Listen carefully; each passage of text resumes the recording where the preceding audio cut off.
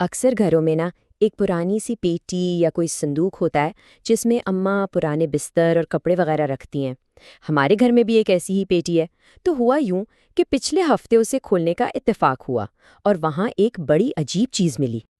इन कपड़ों के ढेर में मेरा एक पुराना सा बटुआ पड़ा था। जब मैंने उसे खोला तो उसके अंदर 50 रुपए का एक नोट था।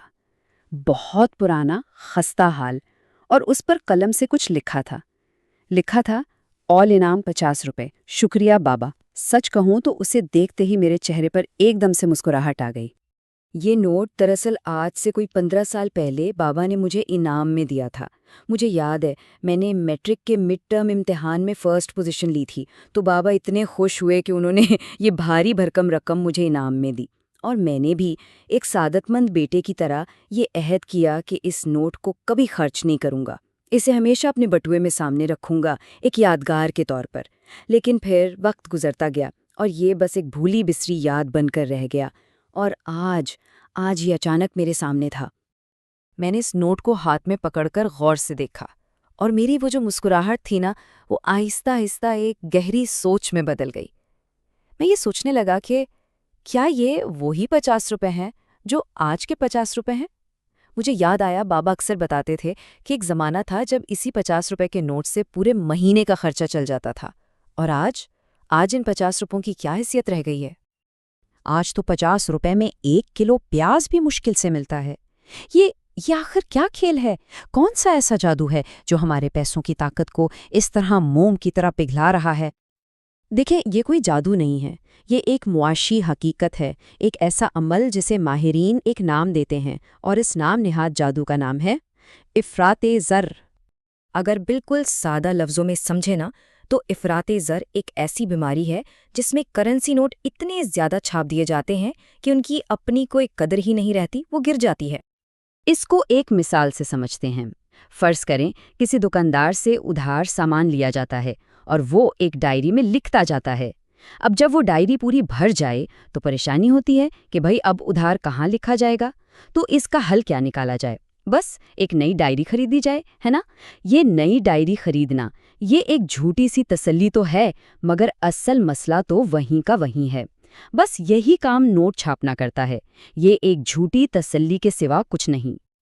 लेकिन मसला ये है कि ये सिर्फ एक डायरी नहीं है, ये लोगों की जिंदगियों का, उनके रोजगार का सवाल है।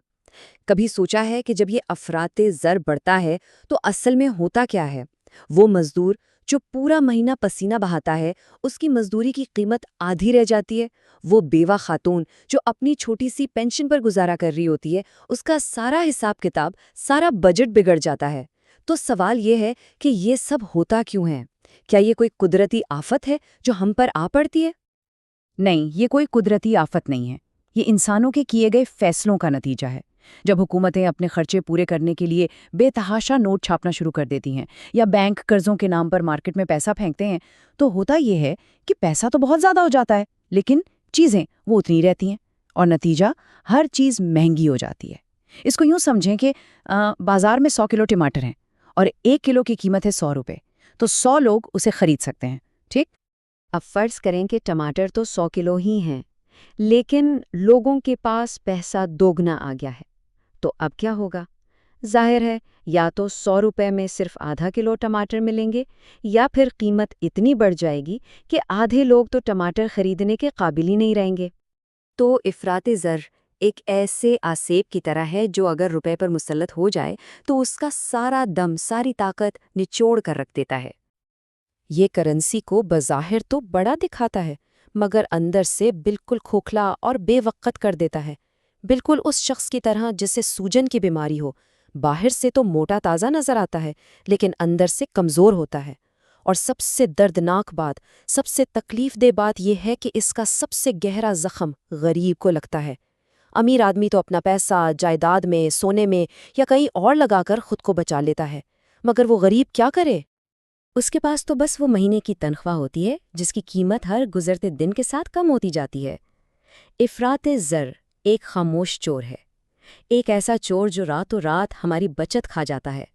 ये हमारी मेहनत की कदर हमसे छीन लेता है। ये हमारे ख्वाबों को महंगाई की छुर से ज़िबा कर देता है।